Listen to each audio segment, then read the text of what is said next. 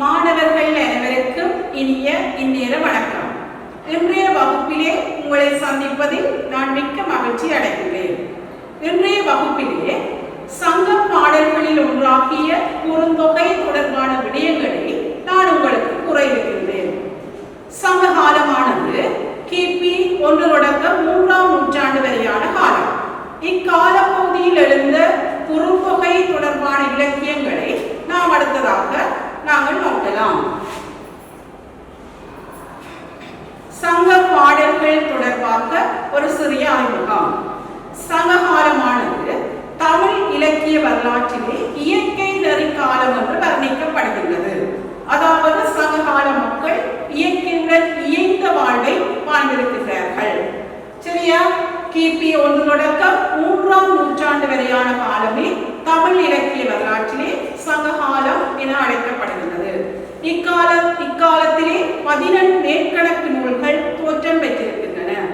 இந்த 14 மேற்கணக்கு நூல்களை அடிப்படையாக வைத்து சங்ககால மக்களுடைய வாழ்வியல் அம்சங்களை நாம் அறியக்கூடியவாறாக உள்ளது.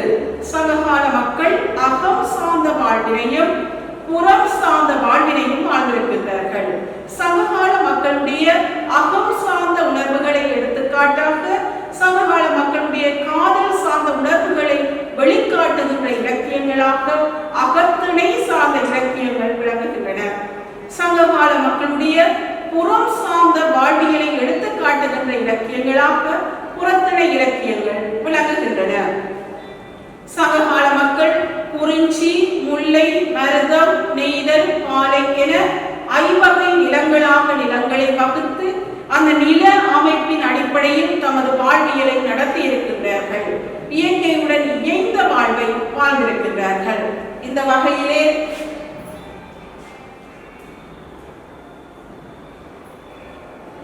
சங்ககாலத்தில் எழுந்த 14 மேற்கணக்கு இலக்கியங்களில் ஒன்றாகிய குறுந்தொகை தொடர்பான விடயங்களை நாங்கள் நோக்கலாம். குறுந்தொகை அதாவது குறுகிய அடிகளை கொண்ட ஒரு அகத்திணை சார்ந்த இலக்கியமாக இந்த குறுந்தொகை என்கின்ற இலக்கியம் காணப்படுகின்றது.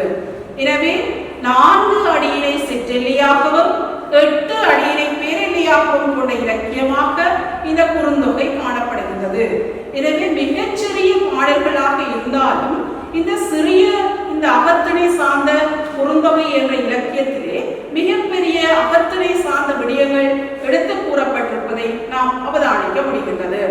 அப்ப இந்த குறுந்தொகை என்கின்ற அகத்திணை சார்ந்த இலக்கியத்தில் எளிமையான உவமை அணிகள் கையாளப்பட்டுள்ளன.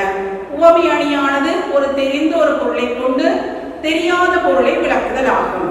அவ்வாறு இந்த குறுந்தொகை என்ற இலக்கியத்திலே மிகச் சிறப்பான உவமை அணிகள் கையாளப்பட்டுள்ளன. அதே நேரம் பொருத்தமான உருவக அணியினையும் இந்த இலக்கியத்திலே நாம் காணக்கூடியவாறாக உள்ளது. அதாவது உருவக அணி என்கின்ற போது உவமானத்துக்கும் உவமேயத்துக்கும் வேறுபாடு இல்லாமல் இரண்டையும் ஒன்றாக கூறுகின்ற உருவக அணியினையும் நாம் இந்த இலக்கியத்திலே காணக்கூடியவாறாக உள்ளது. இவற்றை விட இறைச்சி பொருள், உள்ளுரை, உவமம் போன்ற விடயங்களும் இந்த குறுந்தொகை என்கின்ற இலக்கியத்திலே காணப்படுவதை நாம் அவதானிக்க முடிகின்றது. இந்த குறுந்தொகை என்ற இலக்கியத்திலே நமக்கு தரப்பட்ட பாடல் தச்சன் செய்த சிறுமா வையம் என தொடங்குகின்ற அகத்திணை சார்ந்த பாடலாகும். இந்த பாடலானது தும்பிசேர் கீரனார் என்பவரால் பாடப்பட்ட பாடல். இந்த தும்பிசேர் கீரனார் இயற்றிய இந்த பாடலானது தோழி கூற்றாக இடம்பெற்றுள்ளது. சங்க இலக்கியங்களில் தோழியானவள் மிகவும் முக்கியத்துவம் மிக்க ஒரு கதாபாத்திரமாக காணப்படுகின்றார். அப்ப முன்னைய காலங்களிலே எந்த வசதிகள், இலத்திரனியல் சாதனங்கள் எதுவும் இல்லாத ஒரு காலத்திலே இந்த தோழியானவள் சங்க இலக்கியத்திலே முக்கியத்துவம் பெற்ற ஒரு கதாபாத்திரமாக, சங்ககால தலைவன் தலைவிக்கான ஒரு உறவு பாலமாக இந்த தோழியானவள் விளங்கி இருக்கின்றாள். இந்த பாடல் இடம்பெற்ற சந்தர்ப்பத்தை நாங்கள் பார்க்கின்ற போது இந்த பாடலுக்குரிய தலைவர் மருத நிலத்துக்குரிய தலைவர். அப்ப மருத நிலமானது வயலும் வயல் சார்ந்த இடமும் ஆகும். அப்ப இந்த பாடலில் வருகின்ற ஒரு அடியினை நாங்கள் பார்க்கின்ற போது நற்றேர் பொய்கை ஊரன் என்கின்ற அடியினை வைத்து நாங்கள் பார்க்கின்ற போது இந்த தலைவருடைய செல்வ செழிப்பு வெளிப்படுகின்றது. தேர்களையும் நல்ல குளங்களையும் உடைய ஊர் தலைவன் என்று அந்த தலைவனுடைய ஊர் சிறப்பும் அவனுடைய செல்வ செழிப்பும் வர்ணிக்கப்படுகிறது. இவ்வாறான சிறப்பை பெற்ற அந்த ஊர் தலைவன் பரத்தையிடம் சென்று விடுவது அந்த ஊர் வழக்கமாக காணப்படுகிறது. எனவே பரத்தையிடம் சென்று விட்ட தலைமகனானவன் மீண்டும் தலைவியிடம் வருவதற்காக வாணர் முதலியவர்களை தூதாக அனுப்புகின்றான். அவ்வாறு தூதாக வந்தவர்களை நோக்கிய தோழியானவள் வாயில் மறுத்து கூறுவதாக இந்த பாடல் அமைந்து காணப்படுகிறது. எனவே இந்த பாடல் இடம்பெற்ற சந்தர்ப்பத்தை நாங்கள் பார்க்கின்ற போது பரத்தையிடம் சென்றுவிட்ட தலைமகன் மீண்டும் தலைவியிடம் வருவதற்காக வாணர் முதலியவர்களை தூதாக அனுப்புகின்றான். அந்த தூதாக வந்தவர்களை நோக்கிய அந்த தோழியின் கூற்றாக இந்த பாடல் இடம்பெற்றிருப்பதை நாம் காணக்கூடியதாக உள்ளது.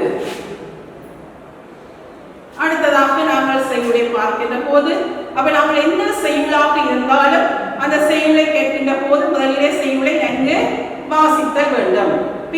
பின்பு அந்த செய்யுளை நன்றாக சந்தி பிரித்து கொண்டு கூட்டியும் வாசித்தால் நாங்கள் அந்த செய்யுளின் பொருளை இலகுவாக நாங்கள் அறிந்து கொள்ள முடியும்.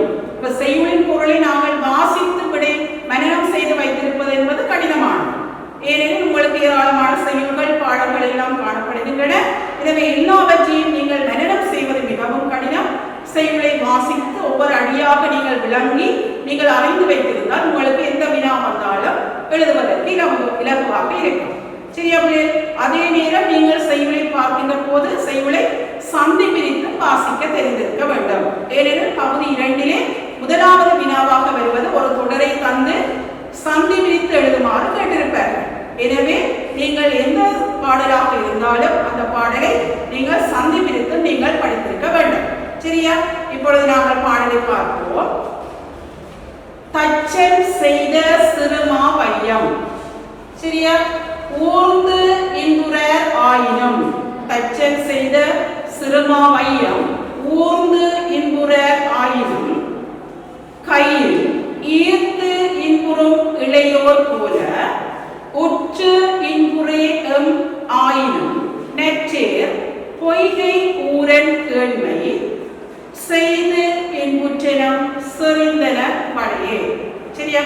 இப்ப பாடலை வாசிச்சிருக்கிறோம். இந்த பாடலை நாங்கள் சந்தி பிரித்து பார்க்கின்ற போது தச்சன் செய்த சிறு மா வையம் ஊர்ந்து இன்புற ஆயினும் கையில் ஈர்த்து இன்புறும் இளையோர் போல் உற்று இன்புறும் ஆயினும் நல் தேர் பொய்கை ஊரன் கேள்மை செய்து இன்புற்றனம் செறிந்தன படையே.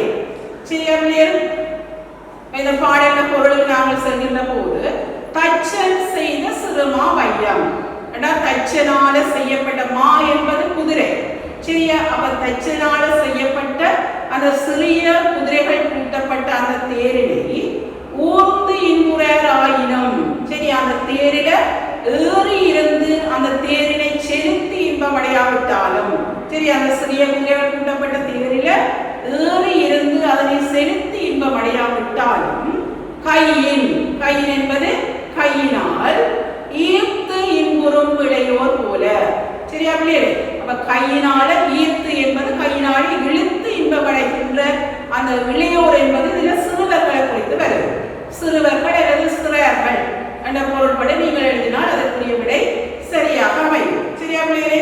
அப்ப கையினால அதை செலுத்தி இன்பமடைகின்ற அந்த சிறுவர்களை போல உச்ச இன்புறோம்.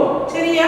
அந்த தலைவருடன் சேர்ந்து உடல் தழுவி மெய்யுற்று இன்பம் அனுபவிக்காவிட்டாலும் நல்ல தேர்களையும் பொய்கை ஊரன் கேள்மை, நல்ல தேர்களையும், பொய்கை என்பது குளம், நல்ல குளங்களையும் உடைய அந்த ஊரன் கேள்மை, அந்த ஊர் தலைவனது நட்பானது. கேள்மை என்பது இங்கே நட்பை குறித்து வருகின்றது. அந்த ஊர் தலைவனது நட்பானது செய்து இன்புற்றனம் செறிந்தன வழியே. அப்ப அந்த ஊர் தலைவனுடன் முன்னே காலங்களிலே பெற்ற இன்பத்தை நினைத்து அந்த தலைவியானவள் இப்பொழுதும் இன்பமாக இருப்பதனால் அவளது கை வளையல்கள் இப்பொழுதும் செறிவாகவே காணப்படுகின்றன. சரியா பிள்ளைகளே? அவ பரத்தையிடம் தலைவன் சென்று விட்டான். மீண்டும் தலைவிடம் வருவதற்காக வாயுகளை தூதாக விடுகின்றான். தலைவியின் தோழியானவள் வாயில் மறந்து போகின்றாள். தலைவி இங்கே நலமாகவே இருக்கின்றாள். தலைவருடன் இருந்த காலத்திலே பெற்ற இன்பத்தை நினைத்து அந்த தலைவியானவள் எப்பொழுதும் இன்பமாக இருப்பதனால் அவளது கை வளையல்கள் செறிவாக காணப்படுகின்றன. இதனால் தான் செறிந்தன வளையே. அந்த பாடல் முடிகின்ற போது செறிந்தன வளையே என்றவாறாக அந்த பாடல் நிறைவடைகிறது. சரியா? அப்ப செறிந்தன வளையே என்பதாக முன்னைய காலங்களிலே தலைவன் தலைவியை பிரிந்து செல்கின்ற போது தலைவியானவள் மிகவும் உடல் மெலிந்து மாற்றமுற்று காணப்படுவார். அவ்வாறு மாற்றமடைந்த அந்த தலைவியின் கைகளில் இருந்து கை வளையல்கள் தானாகவே கலந்து விழுவதாக சங்க செய்திகளிலே செய்திகள் காணப்படுகின்றன. எனவே இந்த குறிப்பிட்ட பாடலுக்குரிய அந்த தலைவியின் கைகள் மிகவும் செழிப்பாகவே காணப்படுகின்றன. அவருடைய கை வளையல்கள் செறிவாக காணப்படுகின்றன என்பதன் மூலம் அவள் தலைவனை பிரிந்தாலும் அவள் பிரிவு துயரால வாட்டமடையான் தலைவனுடன் இருந்த காலத்திலே பெற்ற இன்பங்களை நினைத்து அவள் இன்பமாக இருப்பதனால் அவளது கை வளையல்கள் செறிவாக காணப்படுகின்றன. எனவே தலைவன் வந்து இங்கே செய்ய வேண்டியதில் எதுவுமே இல்லை என்பதை அந்த தோழியானவள் தலைமகனது வாயில்களுக்கு உரைப்பதாக இந்த பாடல் அமைந்துள்ளது. சரியா பிள்ளைகளே? பாடல் பொருள் விளங்குதானே? பாருங்கள் திருப்பி. தச்சன் செய்த சிறுமா வையம். தச்சனால செய்யப்பட்ட அந்த சிறிய குதிரைகள் கூட்டப்பட்ட அந்த தேரில ஏறி செலுத்தி அந்த தேரில இன்பம் அடையாவிட்டாலும் கையினால இழுத்து இன்பம் அடைகின்ற அந்த சிறுவர் போல. சரியா பிள்ளைகளே? அதை போல என்ற சொல்ல வச்சு நீங்கள் அதை கண்டுபிடிக்கலாம். இதிலே ஓமை அணி சிறப்பாக கையாளப்பட்டுள்ளது. அவ ஏறி செலுத்தி இன்பம் அடைகின்ற அந்த சிறுவர்களை போல தலைவருடன் ஒன்றாக இருந்து இன்பம் அனுபவிக்காவிட்டாலும் அந்த தலைவருடன் இருந்த காலத்தை நினைத்து அந்த தலைவியானவள் இன்பமாக இருப்பதனால் அவளது கை வளையல்கள் தற்பொழுது செறிவாகவே காணப்பட்டன. சரியா? பாடல பொருளும் அவ்வாறாகவே காணப்படுது. இந்த பாடல பிரதான கருத்து, மைய கருத்தை நீங்கள் பார்க்கின்ற போது அந்த தலைவன் இங்கே வந்து செய்ய வேண்டியது எதுவுமே இல்லை. தலைவனுடன் இருந்த காலத்திலே தலைவி பெற்ற அந்த இன்பத்தை இப்பொழுதும் நினைத்து அவள் இன்பமாக இருப்பதனால் தலைவன் வந்து இங்கே செய்ய வேண்டியது எதுவும் இல்லை என்பதுதான் இந்த பாடலின் பிரதான உட்கருத்தாக காணப்படுவதை நீங்கள் அவதானிக்க முடிகிறது. சரியா? இந்த பாடலில் உள்ள உவமை அணியை நாங்கள் நோக்குகின்ற போது கேட்கின்ற கேள்விக்கு நீங்கள் சரியாக விடையெழுத பழக வேண்டும். சரியா? அவ வினாக்கள் வருகின்ற போது இந்த பாடலிலே இடம்பெற்றுள்ள அணியினை குறிப்பிட்டு விளக்குக என்கின்ற போது நீங்கள் அந்த அணியை முதலிலே குறிப்பிட வேண்டும். சரியா? அப்ப உவமை அணி என்று நீங்கள் குறிப்பிட்டால் அதற்குரிய தனியான புள்ளிகள் உங்களுக்கு வழங்கப்படும். நீங்கள் அணியை குறிப்பிடுக என்று வருகின்ற போது நீங்கள் அணியை குறிப்பிட்டு தான் அதற்குரிய விளக்கத்தை நீங்கள் எழுதுதல் வேண்டும். சரியா? அப்ப இங்கே உவமை அணி கையாளப்பட்டுள்ளது. அந்த உவமை அணி கையாளப்பட்டுள்ள தொடர்களை நீங்கள் அடுத்ததாக எழுத வேண்டும். சரியா? ஊர்ந்து இன்புறர் ஆயினும் ஈர்த்து இன்புறுகின்ற இளையோர் போல என்ற தொடரிலே உவமை அணி சிறப்பாக கையாளப்பட்டுள்ளது. அப்ப உவமை அணி என்பது தெரிந்த ஒரு பொருளை கொண்டு தெரியாத ஒரு பொருளை விளக்குதல் உவமை அணியாகும். இந்த உவமை அணியின் உறுப்புகளாக உவமானம், உவமேயம், உவம உருவு, பொதுத்தன்மை என்பன காணப்படுவதை நாங்கள் அவதானிக்க முடிகிறது. சரியா? அப்ப இந்த பாடலிலே வருகின்ற உவமானங்களாக சிறு தேருட்டி விளையாடுகின்ற அந்த சிறுவர்கள் தான் இங்கே உவமானமாக காணப்படுகின்றது. உவமேயத்தை நாங்கள் பார்க்கின்ற போது சிறு தலைவன் நினைவை மனதிலே சுமந்து வாழுகின்ற அந்த தலைவி. அப்ப தலைவி இங்கே உவமேயமாக காணப்படுகின்றால் அந்த சிறுவர்கள் உவமானமாக காணப்படுகின்றது. சரியா பிள்ளைகள்? அப்ப இதுல பொதுத்தன்மையாக வருவது ஒன்றை போல இன்னொன்றை கருதி இன்பம் அடைதல். சரி, அந்த சிறுவர்கள் பெரிய தேராக நினைத்து அந்த தேரில் இழுத்து அதனை செலுத்தி இன்பமாக இருக்கின்றார்கள். சரியா? அதே மாதிரி தலைவியானவள் தலைவருடன் முன்பு இருந்த காலத்தில் பெற்ற அந்த இன்பத்தை நினைத்து அவள் தற்பொழுதும் இன்பமாக இருப்பதனால் அவளது கை வளையல்கள் செறிவாக காணப்படுகின்றன. சரியா? இதில் பொதுத்தன்மையாக வருவது ஒன்றை போல இன்னொன்றை கருதி இன்பமடைதல் என்பது இங்கே பொதுத்தன்மையாக காணப்படுகிறது. சரியா? அப்ப இதுல வருகின்ற அந்த அணிச்சொற்களை நீங்கள் பார்க்கின்ற போது சிறு மா வையம், சிறு குதிரைகள் கூட்டப்பட்ட அந்த தேர் அல்லது கைவண்டி. ஊர்ந்து செலுத்தி. ஈர்த்து என்பது இழுத்து என்கின்ற கருத்திலே இங்கே கையாளப்பட்டுள்ளது. இளையோர் சிறுவர்கள். உற்று மெய்யுற்று அல்லது உடல் தழுவி. பொய்கை என்பது குளம் அல்லது தடாகம். செறிந்தன இறுகிக் கொண்டன என்றவாறாக இந்த பாடலிலே வருகின்ற அருஞ்சொற்கள் அமைந்து காணப்படுகின்றன. அடுத்ததாக இந்த பாடலிலே வரக்கூடிய வினாக்களை நாங்கள் நோக்குவோம். முதலில் வினாவை பாருங்கள். இப்பாடலில் கூறப்பட்ட தலைவனின் சிறப்புகள் எவை? சரியா? அப்ப நாங்கள் மார்க்கிங்ல பிள்ளைகள் இப்படியான வினாக்கள் வருகின்ற போது நீங்கள் பாடலின் பொருளை அப்படியே எழுதி வைத்திருப்பீர்கள். அவ்வாறு எழுதக்கூடாது. கேட்கப்பட்ட வினாவை சரியாக விளங்கி அந்த வினாவிற்குரிய விடை அந்த பாடலில் எந்த அடியில் காணப்படுகின்றதோ அந்த அடிகளை எடுத்து அதற்குரிய விடையை நீங்கள் பொருத்தமாக எழுத வேண்டும். அப்ப இந்த பாடலில் கேட்கப்பட்ட வினா தலைவனின் சிறப்புகள் யாவை? அப்ப நச்சேர் பொய்கை ஊரன். சரியா? நச்சேர் பொய்கை ஊரன் என்ற அடியிலேயே தலைவனின் சிறப்பு இங்கே விளக்கப்படுகின்றது. அதாவது நல்ல தேர்களையும் குளங்களையும் உடைய ஊர் தலைவன் என அந்த தலைவன் சிறப்பிக்கப்படுகின்றான். சரியா? அந்த பாடல் அடியை குறிப்பிட்டு அதிலே குறிப்பிடப்படுகின்ற விடயங்களை நீங்கள் குறிப்பிட்டால் போதுமானது. சரியா? அப்ப நச்சேர் பொய்கை ஊரன் என்ற அடியுண்டாக தலைவனின் சிறப்பு இந்த பாடலிலே கூறப்பட்டுள்ளது. அதாவது நல்ல தேர்களையும் குளங்களையும் உடைய ஊர் தலைவன் என தலைவன் இந்த பாடலிலே சிறப்பிக்கப்படுகின்றான். சரியா பிள்ளைகள்? அடுத்த வினாவை பாருங்கள். இப்பாடலில் கையாளப்பட்டுள்ள அணி யாது? சரியா? அப்ப இதுல அணி யாதென்ற கேள்வி மட்டும்தான் கேள்வி. அணியினை குறிப்பிட்டு விளக்குக என்ற வினாக்கள் எதுவும் இங்கே இடம்பெறவில்லை. சரியா? அப்ப நீங்கள் கேட்கப்பட்ட வினாவிற்கு நேரடியாக விடை எழுதினாலே போதுமானது. அவை இந்த பாடலில் கையாளப்பட்டுள்ள அணி என்கின்ற போது இந்த பாடலிலே உவமை அணி கையாளப்பட்டுள்ளது. சரியா? அடுத்த வினாவை பாருங்கள். தலைவியின் வளையல்கள் செறிந்தமைக்கான காரணம். சரியா? அப்ப தலைவியின் வளையல்கள் செறிவாக காணப்படுதெல்லாம் இந்த பாடலின் பிரதான கருத்தாக காணப்படுகிறது. அப்ப அவ்வாறு அந்த தலைவியின் வளையல்கள் செறிவாக இருப்பதற்கான காரணம் அந்த தலைவியானவள் தலைவருடன் இருந்த காலத்தில் பெற்ற இன்பத்தை நினைத்து அவள் இப்பொழுதும் நட்பாக காதலாக அந்த தலைவன் மீது அன்பை செலுத்துவதால அவளது கைவளையல்கள் கலராமல் இறுக்கமாக செறிவாக அமைந்துள்ளன. சரியா பிள்ளைகளே? அப்ப இதை விட இந்த 3 வினாக்களையும் அடிப்படையாக வைத்துத்தான் இந்த பாடலுக்குரிய வினாக்கள் வரும். சரியா? அந்த பாடல பொருள் உங்களுக்கு கேட்கலாம்.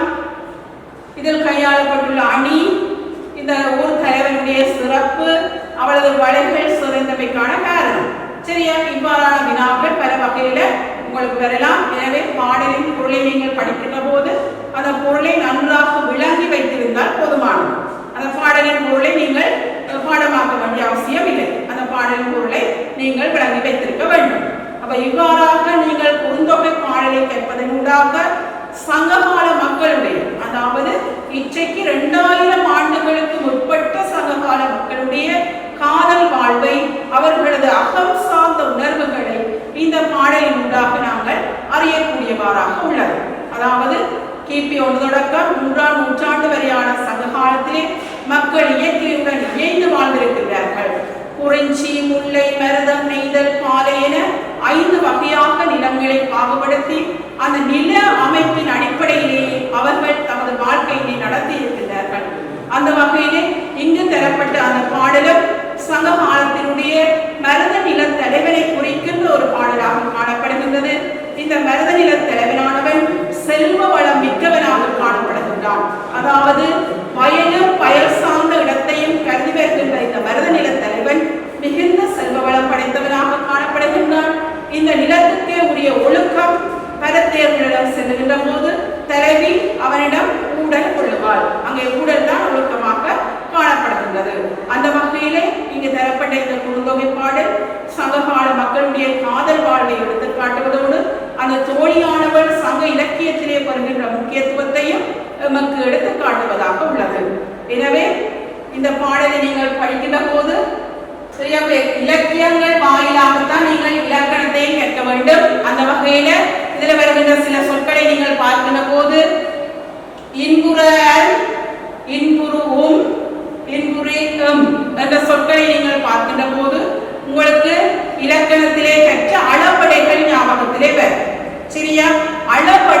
என்பது சொற்கள் தமக்குரிய மாத்திரையிலிருந்து, அதாவது சொற்கள் எழுத்துக்கள் தமக்குரிய மாத்திரையிலிருந்து நீட்டொழித்தல் அளபடை ஆகும். அப்ப இங்கே அளவெடுத்து வருகின்ற போது உயிரெழுத்து அளவெடுத்து வருவதை நாங்கள் அவதானிக்கக்கூடியவாறாக உள்ளது. எனவே இங்கே உயிர் அளபடைகள் இங்கே கையாளப்படுவதை நாங்கள் அவதானிக்கக்கூடியவாறாக உள்ளது. சரியா? ஃபர்ஸ்ட் பார்ட்ல வரையுள்ள பின்வருவனவற்றுள் உயிர் அளபடியாக அமைகின்ற சொல்லை கேட்கின்ற போது நீங்கள் அந்த அளபடைகளை இனங்காண தெரிதல் வேண்டும். சரியா? சொல்லிட்ட ஆரம்பத்தில் அந்த உயிரெழுத்து அளவெடுத்து வந்தால் அது சொல்லின்ற முதல், இடை, கடை ஆகிய 3 நிலைகளிலும் அளவெடுத்து வருவதை நாங்கள் அறிய முடியும். சரியா பிள்ளைகளே? அப்ப அளபடைகளையும் நீங்கள் இந்த பாடலை கேட்கின்ற போது சேர்த்து கற்ற வேண்டும். சரியா? தொடர்ச்சியாக நாங்கள் அடுத்த வகுப்பிலே இந்த தொடர்ச்சியான பாடலை நாங்கள் கற்போம் என கூறி உங்களிடமிருந்து விடைபெறுகின்றேன். நன்றி, வணக்கம்.